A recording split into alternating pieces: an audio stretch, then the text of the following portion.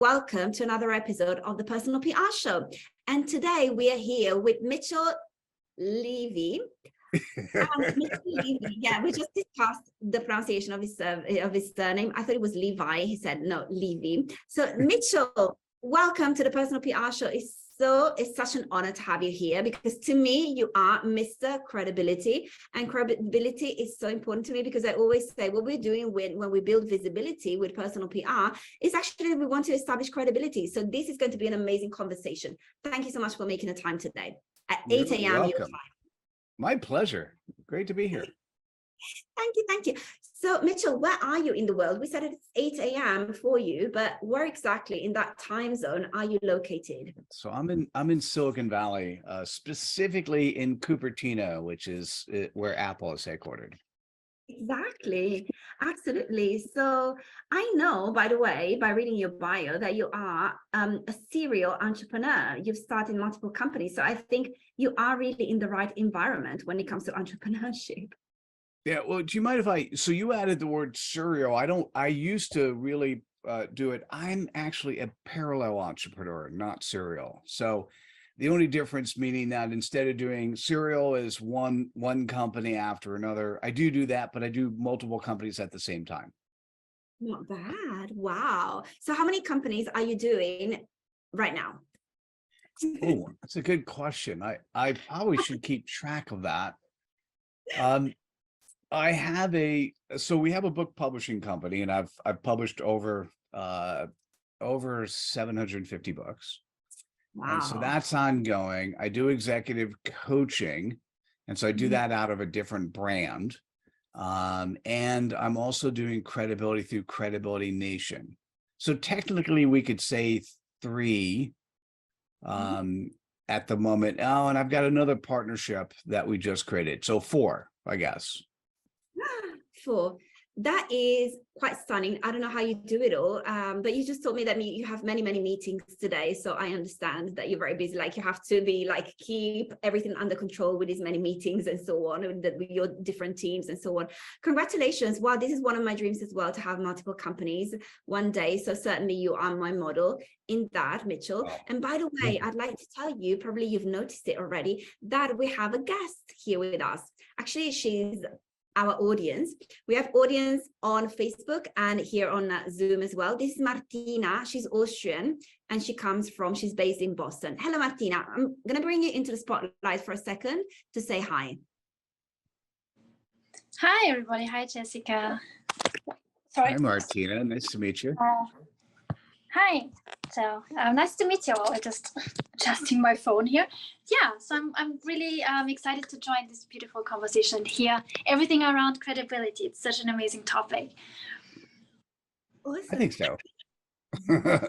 It is. It's hand in hand with public relations and visibility, right? And by the way, Mitchell, just so you know, Martina is really interested in visibility because I take more of the strategic approach as a publicist, but Martina helps people, especially entrepreneurs, with visibility when it comes, especially from the standpoint of the nervous system regulation, right? Because it takes a lot of, nerves actually to be visible and to grow your visibility as well. So this is Martina's standpoint. And of course, we know that visibility has a lot to do with credibility. So this is what we're going to discuss today. Martina, I will bring you back to the spotlight later on when you ask your question, if it's fine with you. Thank you so much. Awesome. So Mitchell, people call you, I call you Mr. Visibility, and people call you global credibility expert. How did you get started on this journey? So let me do a summary of stuff. I guess I did a little bit before when you said, hey, how many companies do you have ongoing? But let me give you a summary of stuff. This will be less than a minute. Yeah. And then I'll tell you where the journey started. We can continue if you wish. So I've been in Silicon Valley for 35 years. I've been happily married for 33 years. And in Silicon Valley parlance, I have a 24-year-old son who has been successfully launched. And he's a great man. I've started 20 different partnerships and companies since I've been in Silicon Valley. And things that I've been successful at doing, I ended up for a period of time, 9 years, I was asked to join the board of a NASDAQ company. So that was being part of a board and board chair for a little bit was pretty powerful. I've run 4 different executive business programs at Silicon Valley universities. I've created 4 different CEO networking groups, which I ran for a decade. And I already mentioned as a publisher, started that in 2005, published over 750 books. What happens is I like seeing trends, and then I like writing trends for a little bit. So I was that guy during the .com days where I was going around to CEOs and VP of operations. I was basically saying, there's this new technology coming out, and that technology is going to let us talk directly to our customers. It's going to have our subcomponent manufacturers ship product directly to our clients. I was physically walked out of the offices of 2 companies when one was a CEO, the other was a VP of ops, and they said, "Hey, Mitchell, the internet's a fad. I don't want you here. You got to go." And so anyhow, that was way back when. In 2019, I realized that the democratization of book publishing has gotten far enough along that I need to think about what's next and what I do. From the .com days till then, I definitely worked with and mentored a number of different thought leaders. And what I realized is what popped into my head one morning was Napoleon Hill. And it was simply, Mitchell, you need to interview 500 thought leaders on credibility and you'll have a book. Okay. So imagine, by the way, you're on my primary team, my book publishing team, because that's the team I use for this. And I get to the next team meeting. I go, guys, okay, listen, we're going to continue our publishing stuff. And you're going to help me interview 500 thought leaders on credibility. Like fortunately, they trust me. I said, after the initial panic, they're like, I'm like, okay, listen, here's what we'll do. Why don't I specifically get in the weeds with you for the first 5 or 10? We'll figure out what's going on. We'll put the processes in place. We'll hire anyone else we need, and then we'll make it happen. And so that's basically what happened. Jessica, what happened, I'll go into a little bit more detail so you get a feeling of this, because when you end up co-creating products, this one was I co-created with my team. When you end up co-creating products, if you've got that type A personality, you don't wait for all the right stars to align, you just go. And so my undergraduate degree, it's so funny, my undergraduate degree was in stochastic and deterministic models of operational research, which essentially is a longer way of saying I was taught how to model people and systems and improve them. So I created the mechanisms, I set everything up. What I didn't realize until after the 3rd, 4th, or 5th interview is really what I should be keeping track of. And so I ended up recognizing, so in the first, I think we'll just say the first 5, in the first 5, I might have had somebody, I had 1 or 2 people show up late. I might have had 1 person who didn't show up at all.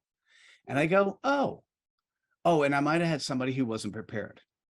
So what I ended up doing is saying, and by the way, you know what happens. So I joined this podcast 10 minutes early. When I can, I do. And so I realized I needed to keep track of how people just show up. Right. And it was fascinating to me. 2% of people have no integrity. That means they just booked time on the calendar and never showed up. And when I share that number with other podcasters, other people doing interviews, they often say to me, Mitchell, that's pretty average, or that's pretty normal. And my response is simply, Martina, this is for you. That is not normal. Right? Making a meeting and not showing up is not normal. We should not accept that as being normal, right? What ended up happening is 23% of the people ended up showing up late. Now, I defined coming late as within 3 minutes of the start time of a live show. So if the interview was supposed to go live, and that's what I ended up doing. I ended up going live on the interviews. If they were supposed to go live at the top of the hour, if you show up within 3 minutes, you're late. Because, you know, as a host, you want to do, as we did, how do you say your last name? And, you know, you just want to add a little bit of chit chat so you're comfortable, right? So 23% went late. What really shocked me, there's a bunch of other stats, but I'll give you the one that shocked me the most. What shocked me the most is that 98% of the people who I interviewed, 98%. Now I didn't interview your average humans. I interviewed thought leaders. I interviewed the people who you are trying to make those people you work with. 98% could not articulate who they served and how they served them in 10 words or less. Oh my God. And it was about 95% of the way through the interviews. And so I started in 2019. I finished in, I think it was July or August of 2020. So somewhere around the July-ish timeframe, I had my aha moment. It was a massive aha moment.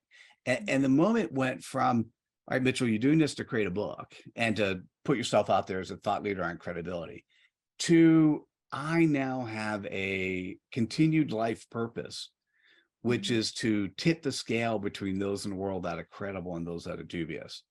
And the thing I was telling you about, the ability to articulate your purpose, you know, who you serve and how you serve them in 10 words or less.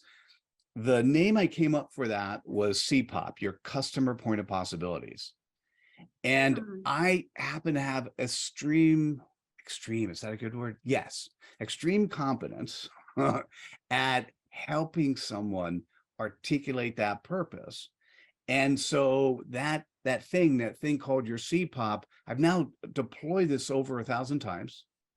And I have a 1-hour course where people can take it and then walk away with what is their purpose? What is there's a couple ways to think. When I was asking you up front, what's your day? Because it's late in the day for you. How do you feel? And you're like, well, I like working. Work equals play. So I agree with you. We want to surround ourselves with people who love what they do. And so subsequently, the CPOP represents the playground you play in, but it's articulated in less than 10 words.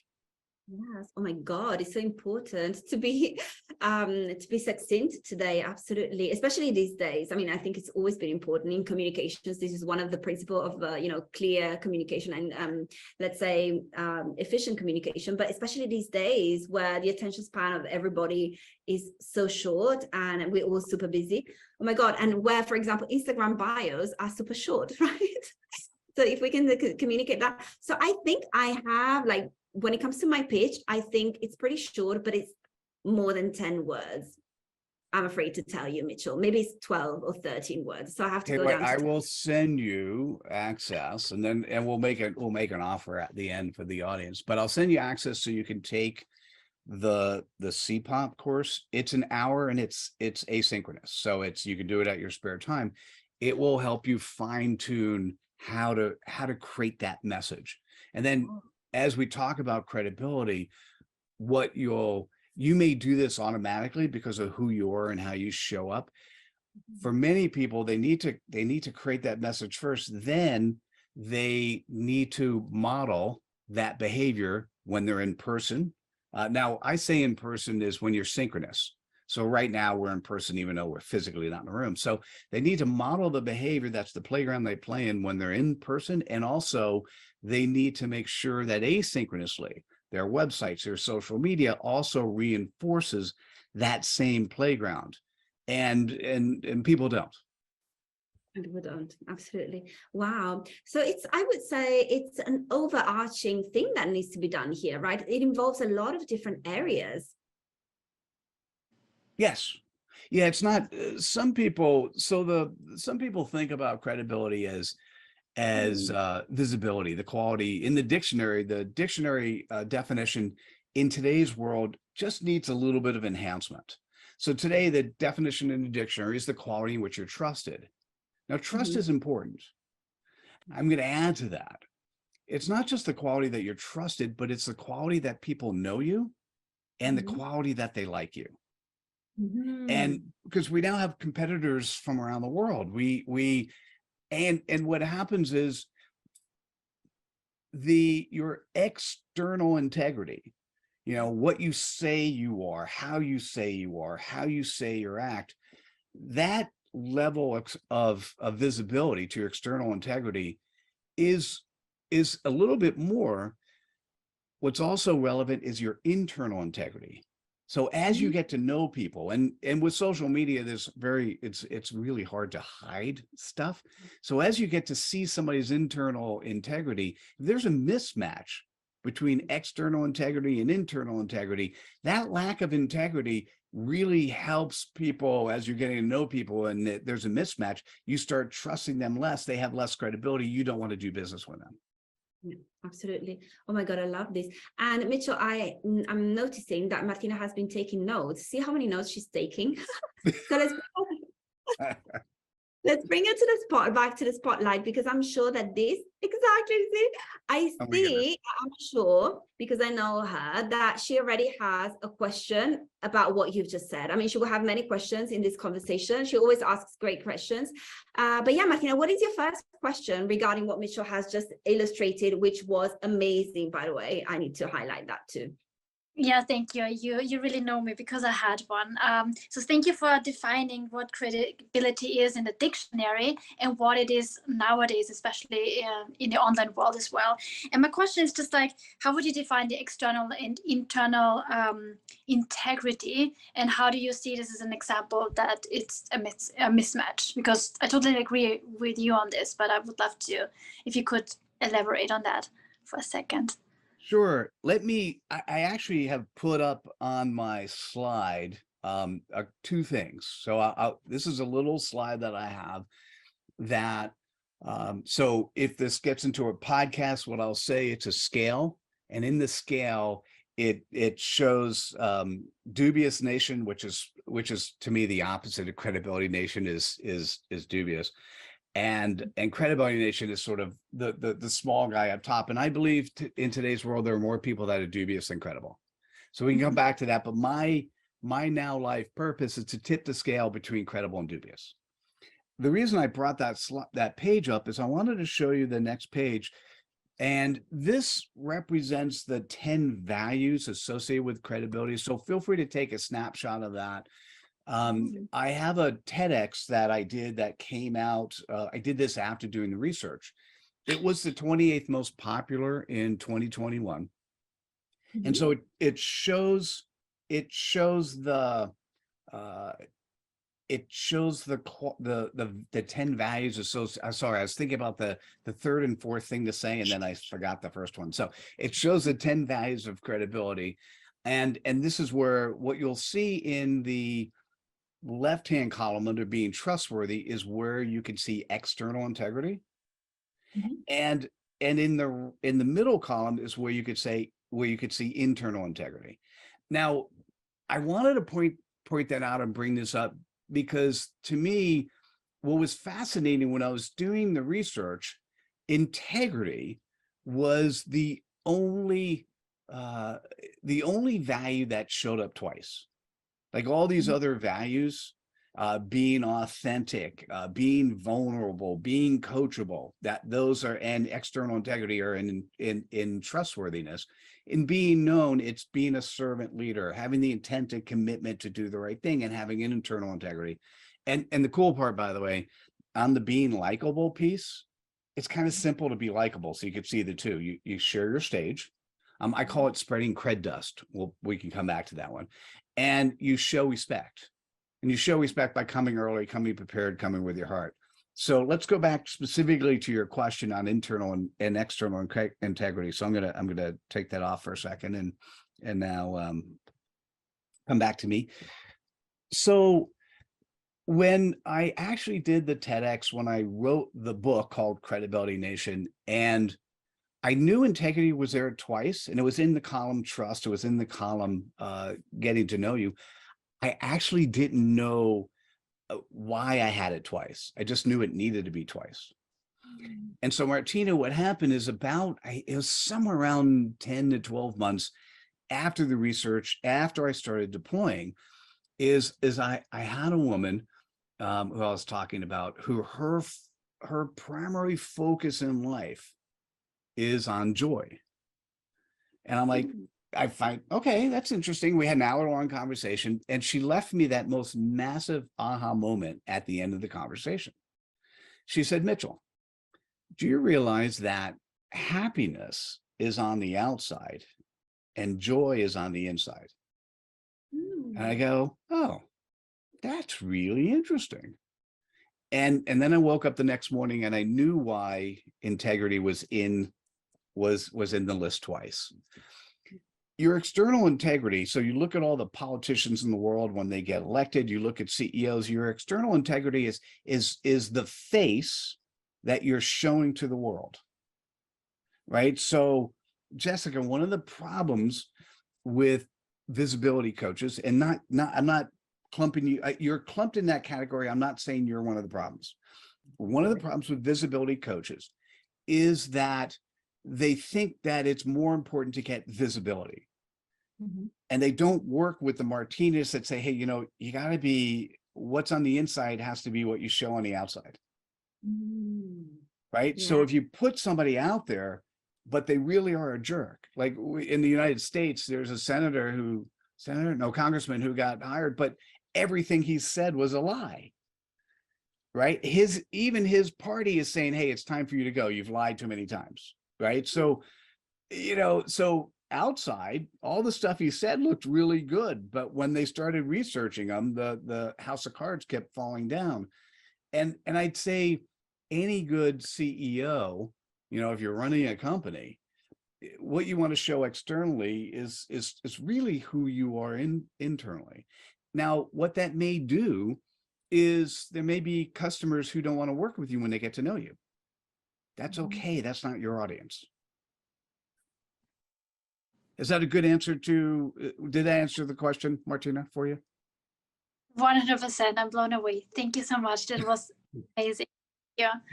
You're welcome. And Mitchell, I loved everything that you said. And one of the things that I will mention now is that I loved it when you dropped this piece of wisdom, pearl of wisdom, and said, yeah, the problem with all of these visibility coaches is that they're not working with the Martinas of the world.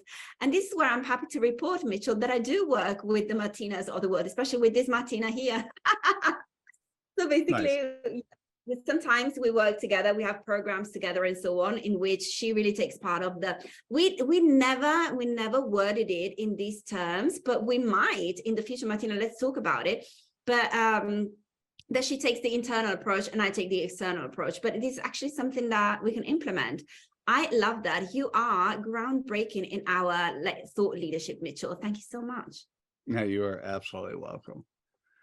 So I'm putting in chat just the link to the TEDx, which will explain and feel free to post that with the notes and also in the Facebook group. So that's the link to the TEDx where I'm basically articulating the 10 values. And if you don't mind, I'll share one other thing. So there were two things there are many things I didn't know. So here's what's interesting. I did the research. I got all this information and I started deploying it. So there's at least two obvious things that I made let's say I made mistakes on, but I just didn't know. I didn't know about integrity. I just didn't know it was external and internal. Now it's so obvious to me, I can't forget, right? The other thing I didn't know is I ended up, when I was looking at the 10 values of credibility, what popped into my head was the phrase that we all know, like, trust. And then I start deploying. So what happens is you get to learn stuff in theory, and then when you deploy it, you learn what the real answer is. So as I started deploying, I used to always say, oh, by the way, the phrase know, like, trust. It's know, like, trust. But what's more important is trust. And trust comes first. And so I then, if you go back and look at the graph, I now say trust, know, like. So what happened is I realized I kept making excuses why I wrote know, like, trust. I did what everyone else does. I did something dubious. The world knows know, like, trust. So I used know, like, trust because I wanted people to feel comfortable.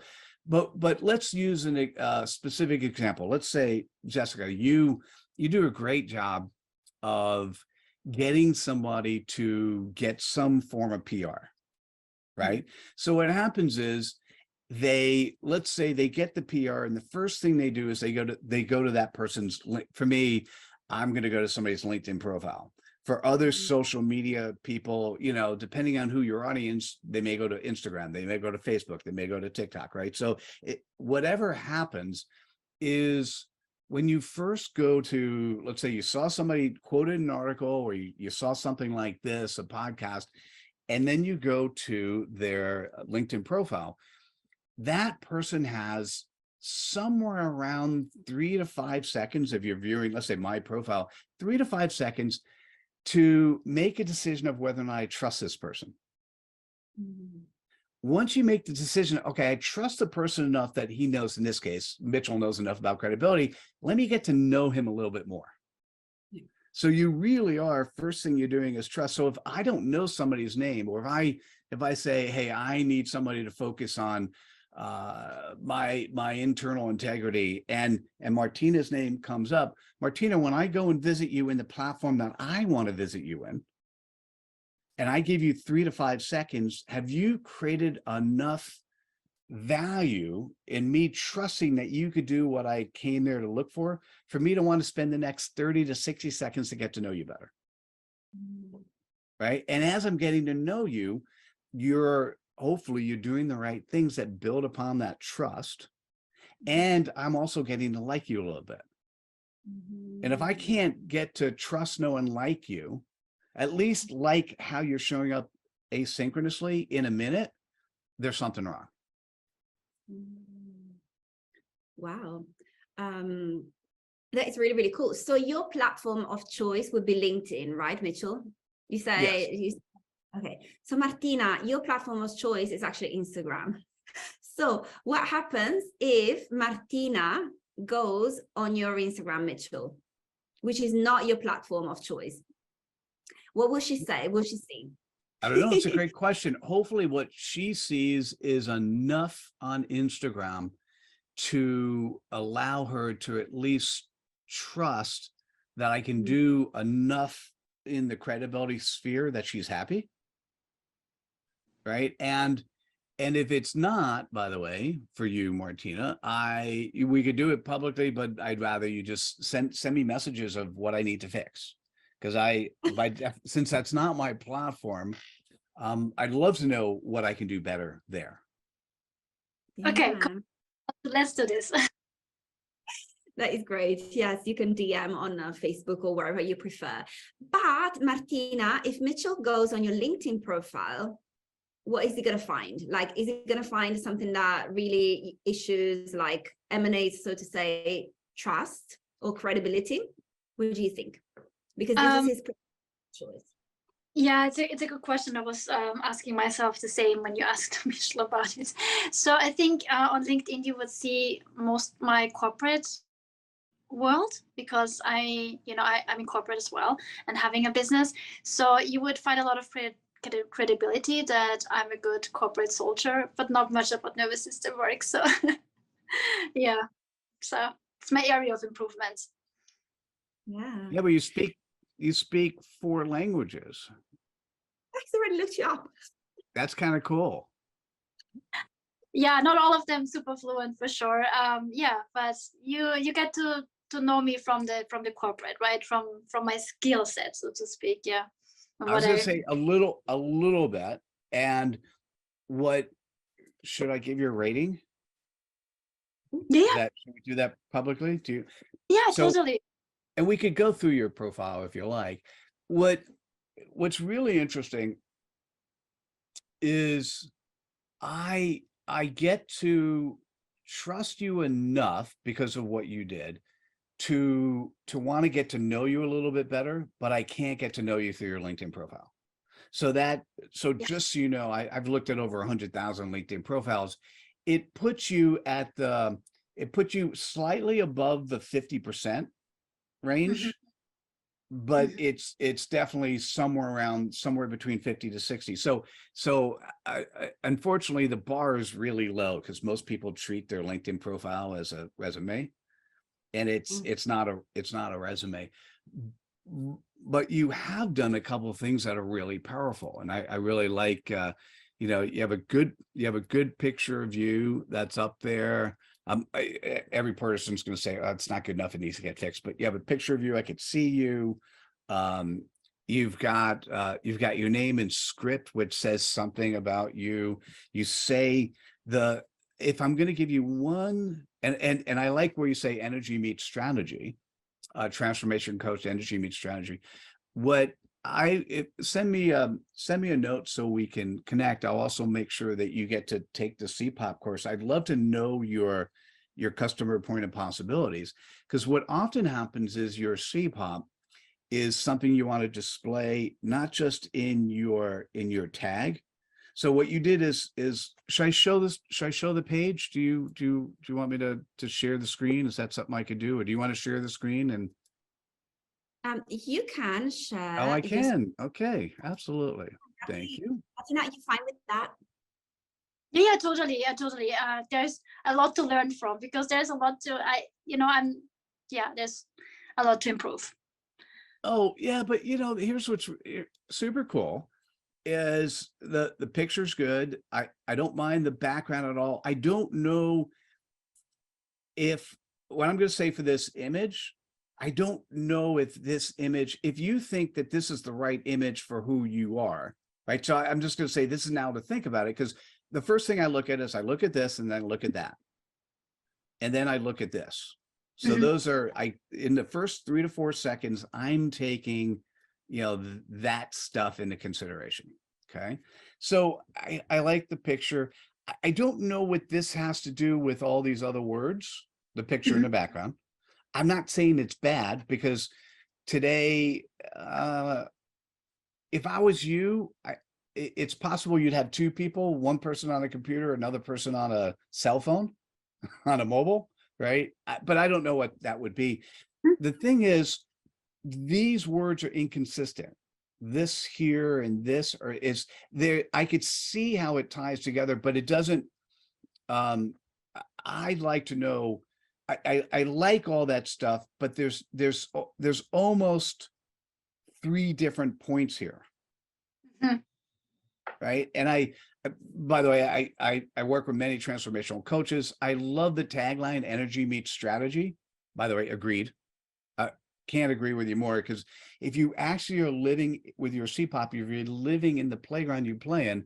And actually, Jessica, if we go back to our green room conversation, is when you're really busy, but you love what you do, you have energy that builds you and keeps you moving forward. Right. And so energy does meet strategy. If you can strategically articulate the playground you play in your CPOP, you have energy to continue moving forward because you're loving what you do. And then this is not terrible, but you could do a bunch of other stuff here. Like, what does that really mean? Now, this gets me the first 3 to 4 seconds to say, let me know more. Let me tell you what I do next. I'm going to slowly go down through here, and ultimately I'm going to go to the bottom, and I'm going to say, so I did look at your languages, but what I really look at is your skills. And these 3 skills. So first of all, for me as a LinkedIn guy, I want these to be 99 plus. And I'd like you to ask yourself, are these the right 3 skills for the playground you play in? These are absolutely the right 3 skills for your corporate stuff. Yeah. Right. And by the way, every time I do that and I look at my profile, I ask myself the same question. Are these the right 3 skills for, the global credibility expert? And my CPOP is 6 words. Businesses increasing ROI with operational credibility. What you and I are doing right now is we're actually demonstrating operational credibility. Right? We're just showing up. Like, how do you show up asynchronously? So I'm going to look here. What I don't see, let me see. For me personally, one of the things that surprises me is that you don't have any endorsements. I'm sorry. I always get confused, endorsements and recommendations. so you don't have recommendations turned on. So what I often want people to do is here, I'll show you recommendations. Is I want people to have at least 15. Isn't that great? Let's do a refresh so at least my background comes in. So you notice my CPOP shows up here. It also shows up here, but I've also included other things. When I scroll to the bottom, the languages, yeah, I know English, and it's probably bad English. So when I scroll to the bottom, I'm looking for my recommendations. So a lot of people say you should have more recommendations that are given than received. I have a hard time because people recommend me all the time. So I have 96 received, and I've only given 68. My recommendation is it's at least 15. And if you want to speak my love language, what you should do is read how I recommend other people. Yeah. Right. Because what I'm doing, so this is part of NLP, neuro linguistic programming. If you read what I consider valuable in other people, that's how you could speak my love language. Yeah. Right. Now, on the visibility side, Jessica, one of the things I'd recommend, particularly in LinkedIn, is notice under these jobs, I also have access to videos or articles or things that are important to me. Right. So if you want to get to know me, then you could watch any one of these videos or get to know me a little bit better, or these are a bunch of recommendations, testimonials. And because I have simultaneous companies, this is recommendations for one particular approach versus another. Does that make sense? Yeah. Absolutely. Oh my God, I'm super impressed. How about you, Martina? Did you see how many recommendations? Yeah, thank you so much. Because I haven't changed anything in LinkedIn for maybe 1.5 years. So I took so many notes as well, and we'll check out your profile too, to see how you recommend people. That was really valuable. Thank you. Because you're welcome. Like what to improve on LinkedIn, but I knew there's a bunch, and now I have work to do. Thank you. Absolutely. Oh my God, I have to do the same thing because I'm not on LinkedIn at the moment. I hibernated my account a few months ago because a lot of people were texting me there, and I would never go into LinkedIn. It's not my, my platform of choice. And then they would get mad because I didn't answer, but I didn't even know that they wrote me. So I was like, let me just hibernate it. But I plan on relaunching my LinkedIn, rebranding and relaunching my LinkedIn in the next few weeks. So your advice will definitely be super useful. Oh, fantastic. God. Yes, we'll make super credible LinkedIn profiles, Martina. Wow. Okay, so we know how to make a LinkedIn profile credible. Now, Mitchell, we know a lot about internal and external integrity, right? We know that we are not going to follow the usual, let's say, sequence of the know, like, and trust principles, but we're actually starting with trust, then we will go to know, and then we will go to like. Right. So we've learned so many things, and Martina has taken even more notes. I haven't taken notes. I'll go back to the recording, but this is what I've retained thus far. This is amazing. We have another few minutes, Mitchell. So what is it that we absolutely need to talk about when it comes to credibility? And like in, let's say when it comes to principles, but also when it comes to, very tangible strategy, because like nearly implementation, because you mentioned that you have a course that you would like to share with us, right? Yeah, there's so many different approaches and so many things to focus on. I would say from a foundational level, we'll put it in playful words, what is the playground you play in? And what people often say is they go really wide, they go really big. And I just finished reading, actually for the second time, Peter Thiel's book, 0 to 1. One of the pieces of advice I'm going to take for that was very similar to the piece of advice that Jeffrey Moore gave in Crossing the Chasm, which was one of those Silicon Valley legend books that people use. And it's simply define the niche that you're in and make it as small and as narrow as you can so you can dominate that niche. Yes. Yes. Right. And what people often do is they want to make it bigger. And by making it bigger, you don't serve anybody. Mm-hmm. Right. And so and that's where that fundamental concept of the CPOP. So for those people who want to get access, let me share two things, and then we'll go back and answer your question. So if you want access to the CPOP course, there's a number of different places that it has. CPOP stands for Customer Point of Possibilities. You could join Credibility Nation. And typically, I think there's either 1 or 2 months free. It's $35 a month. So it's 1 or 2 months free. And once you join, you get access to the CPOP course. You can take the CPOP course separately. I think it's $100. I also have something, and I'm going to make an offer just for this audience. So when you write your show notes, what I'd like you to be able to do is put Ultimate Credibility Bootcamp. And that price point is $2,000. The specific offer I want to make to you and your audience, because I know there's so much value of having you be part of it, and I'd love to see it, is instead of $2,000, it will be $300.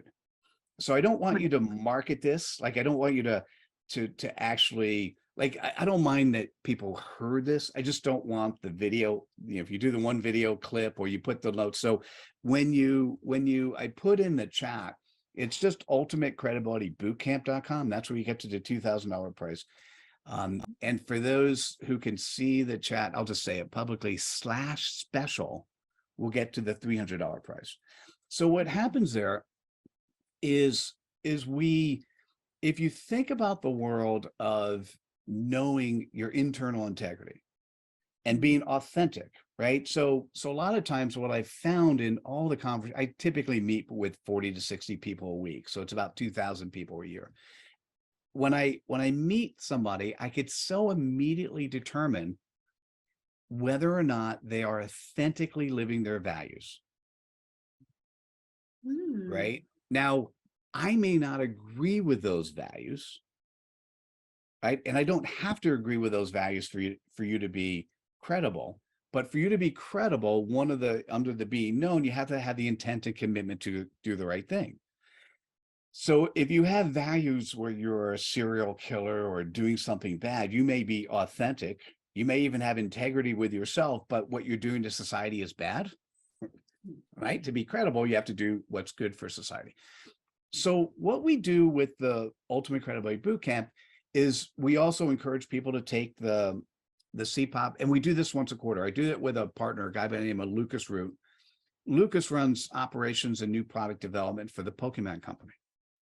And what happens is we encourage you to take the CPOP course first, so you can then articulate your playground in less than 10 words.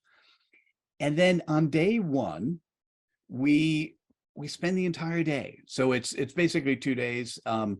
The next day or the next time is March 3rd and 4th, but every quarter we will come up with 2 days. It's a little bit more difficult for Europeans because we do it based on Pacific time. But we have had Europeans join us. And what's fascinating is day one, we spend the entire day focused on how do you show up synchronously, the entire day. And it's surprising because this is not taught in school. How do you show up in a room that almost immediately people actually gravitate to you because you've got the right, and you have good energy, that they know who you are. They immediately can see that you're somebody that has at least a little bit of trustworthiness, and they may want to recommend you to somebody else. That's day one. Day two, we do things like the LinkedIn profile review, and Lucas knows Instagram better. So he does, how do you make a good LinkedIn Instagram profile? And typically there's always somebody in the room who does something else. We had somebody who was a TikTok expert, so we let them, teach us on how to do TikTok better, right? So what's fascinating is day two, we focus on how do you show up credibly in an asynchronous way. And it's all about, Jessica, it's all about being in alignment. It's about having your values be clear and you are actually living your values out loud. And if you're, like I said, if your values are such where you're a servant leader, you're giving back to the world, you have the intent and commitment to do the right thing, and you're living your values out loud, you see that authenticity, and you're coachable. By the way, we're always coachable. I you know, who I am today is so much different because in talking to everyone I have, I've fine-tuned the things that I learned, because in practice it is much more realistic than theory. So I'd say, hey, join Credibility Nation and take the CPOP course. Like I said, you can come in for a month or two for free, and then jump out if you don't see enough value, and that's okay. I won't be offended. Take the CPOP course, or join us at the Ultimate Credibility Bootcamp, and that's a really valuable way. If you're listening to this audience and you're already learning from Jessica, being able to go in and see how to show up credibly, synchronously and asynchronously will change the rest of your life. Yeah, absolutely. Oh my God, this is amazing. I can't wait to take the CPOP course. To be honest, 1 hour, you said, right? So there are no excuses. Everybody can make 1 hour. Oh my God, definitely. I'll take the CPOP course. Martina, are you going to take it as well? Oh, Martina might be, yeah, she's back. I will. I will do it this weekend. I can't wait. Absolutely. This is amazing. Yes. Oh my God. And we have another few minutes left, Mitchell. A question that I like asking all of my guests as the last question, or one of the last questions, is this. What is something that I haven't asked you over the past 52 minutes, but I should have asked you? That's one of my favorite questions too. That's a good question in this case, because you did a good job of asking questions, but leaving an open-ended focus. I guess what I'll say to you is, the question I'd like you to ask, is there something personally in your business or in working with clients, or given who I am and what I've done, is there, I'm going to ask you to ask me a question that would help your clients be better off.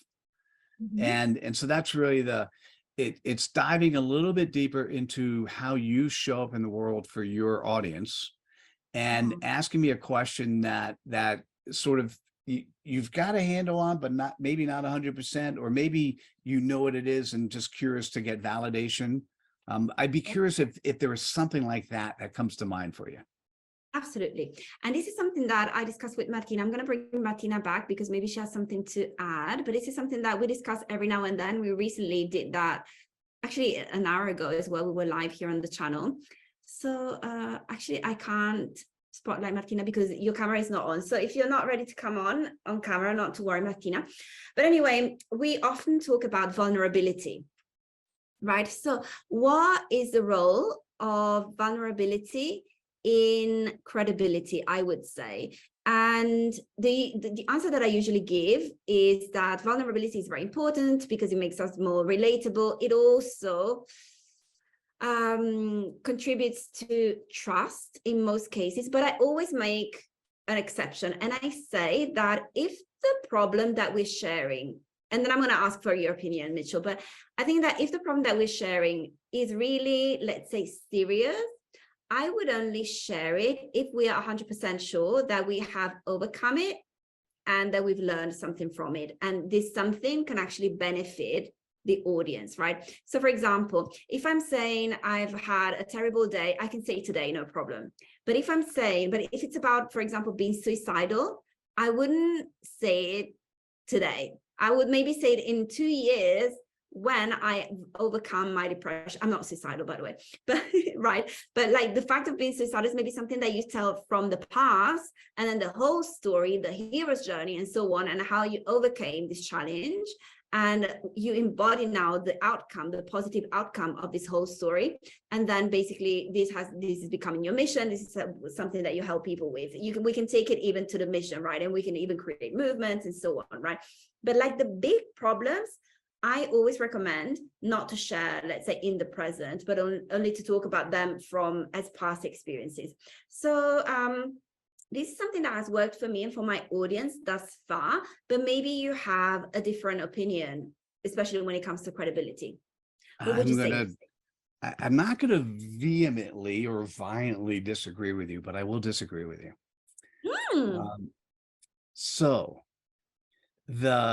Because there is to me, the opposite of credible is dubious. And there's a dubious expression that if you're a thought leader, you have to have all the answers. If you're the CEO, you have to have all the answers. And that's just absolutely wrong.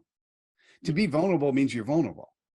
Yeah. Now, the thing that's interesting is if you're in a work environment, let's just do the CEO. If you're in a work environment and you're the CEO and you have suicidal thoughts, that's not the right context. That's not the right audience to share. Right? If, on the other hand, you're the CEO and you're in the audience with your group, and it turns out that you're concerned about competition and you're afraid about the jockeying of where the company is going to be going and what it's going to be doing, that is absolutely the right place to share. Because part of under being trustworthy, it's important to be vulnerable, yes, but being vulnerable when you only have the right answer is not being vulnerable. That's stage presence. That is dubious actions that focus on just telling a story to try to elicit excitement from somebody else. Being vulnerable means I don't know the answer, right? And being vulnerable to an audience of your peers, being vulnerable to an audience of people who are superior to you and potentially people who could be your clients, gives the opportunity for the people in the audience who have expertise to actually allow them to be coachable to you, right? So the coolest thing in the world is if I say something I'm having an issue with and somebody in the audience says, hey, Mitchell, I know that answer. I'm like, great, let me give you the stage. Why don't you show me that answer? Because I didn't know it and I really don't know it. And so I think, to me, the definition of vulnerability is not subjected based on knowing that you have an answer and you've overcome stuff. So I'm going to say that is true within context if this is the right audience to share it with. Yeah, absolutely. Okay, love this view. Thank you so much. Martina, what do you think? Because this is a thing that you brought up recently, like the whole topic of vulnerability. Can you talk right now? Yeah, she can. Awesome. Yeah, sorry, I had to take my dog out. Yeah, totally. I think I agree, like, the context is important here. So, in where we are sharing it, what's the teaching here and for what audience it is. So it was a good example from Mitchell. Right. Hey, awesome. I got, it's one of those, I'm back to back today. and it was so cool to get to know both of you a little bit better. And so I will extend LinkedIn request, at least to you, Martina. Offer to join me on LinkedIn, Jessica, and I'll try to because I don't always go to Instagram, so I'll try to go to Instagram to see if you do a follow back. I'd love to get to meet and know both of you guys more and continue the conversation. I'm just going to say thank you so much. This was a great way to wake up for me. At 8 a.m. exactly. Thank you so much. That was a great way to finish off my day. Thank you so much. Oh my God, it's been amazing. So you have to come back to the Personal PR show, please. Would love to. Martina, make sure that she's there as well. Awesome. Perfect. Thank you so much. A lovely day with all of your meetings. And yes, guys, we'll see you next week for another episode of the Personal PR show. In the meantime, happy weekend to everybody. Thanks. Bye, Mitchell. Bye, Martina. Bye now. Thank you for everything. Bye.